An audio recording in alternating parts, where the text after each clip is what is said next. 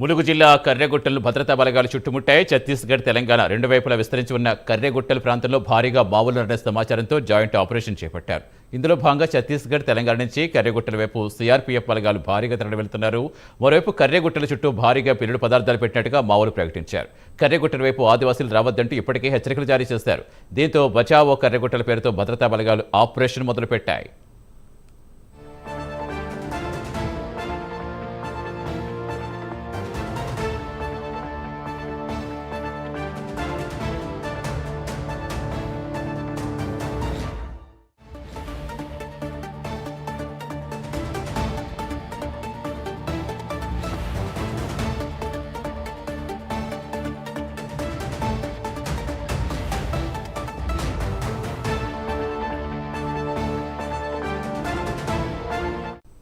ములుగు జిల్లా కర్రెగుట్టలు భద్రతా బలగాలు చుట్టుముట్టాయి. ఛత్తీస్గఢ్, తెలంగాణ రెండు వైపులా విస్తరించి ఉన్న కర్రెగుట్టల ప్రాంతంలో భారీగా మావోలు ఉన్నారనే సమాచారంతో జాయింట్ ఆపరేషన్ చేపట్టారు. పూర్తి సమాచారం ఇచ్చేందుకు మా కరెస్పాండెంట్ తిరుపతి జరుగుతున్నారు.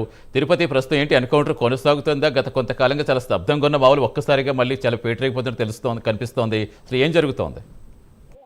సతీష్, ఛత్తీస్గఢ్, తెలంగాణ సరిహద్దు ప్రాంతంలో ఒక టెన్షన్ వాతావరణం నెలకొంది. కర్రెగుట్ట ప్రాంతాన్ని అంతా కూడా కేంద్ర బలగాలు అసదిగ్బంధనం చేసినటువంటి పరిస్థితి కనబడుతుంది. ములుగు కర్రెగుట్టలను మొత్తం భద్రతా బలగాలు చుట్టుముట్టి ఛత్తీస్గఢ్, తెలంగాణ రెండు వైపులుగా బలగాలు విస్తరించిన పరిస్థితి కనబడుతుంది. కర్రెగుట్టల్లో భారీగా మావోయిస్టులు ఉన్నటువంటి సమాచారంతోనే ఆపరేషన్ ప్రారంభించినట్టు తెలుస్తుంది. భద్రతా బలగాలు మావోయిస్టుల మధ్య ఎన్కౌంటర్ కొనసాగుతున్నట్టు తెలుస్తుంది. తెల్లవారుజాము నుంచే మావోయిస్టులను మొత్తం తెలంగాణ పోలీసు భద్రతా బలగాలు చుట్టుముట్టి ఛత్తీస్గఢ్ నుంచి కర్రెగుట్టల వైపు భారీగా సిఆర్పీఎఫ్ బలగాలు తరలి వస్తున్నట్టు తెలుస్తుంది. తెలంగాణ నుంచి కర్రెగుట్టల వైపు భారీగా సిఆర్పీఎఫ్ బలగాలు తరలి వస్తున్న రెండు వైపులు, అంటే ఛత్తీస్గఢ్ నుంచి ఇటు తెలంగాణ వైపు నుంచి భద్రతా బలగాలు కర్రెగుట్ట ప్రాంతానికి చేరుకోవడం తెలుస్తుంది. ఇప్పటికే కర్రెగుట్టల ప్రాంతం చుట్టూరంతా కూడా భారీగా పేలుడు పదార్థాలు పెట్టించినట్లు మావోయిస్టు ఒక లేఖ ద్వారా ప్రకటించారు. ఈ నేపథ్యంలోనే కర్రెగుట్టల వైపు ఆదివాసులు రావద్దని మావోయిస్టులు కూడా హెచ్చరికలు జారీ చేసినటువంటి పరిస్థితి కనబడుతుంది. ఈ నేపథ్యంలో ఇటు భద్రతా బలగాలు కూడా బచావో కర్రెగుట్టలు అనే పేరుతో ఆపరేషన్ మొదలుపెట్టినట్టు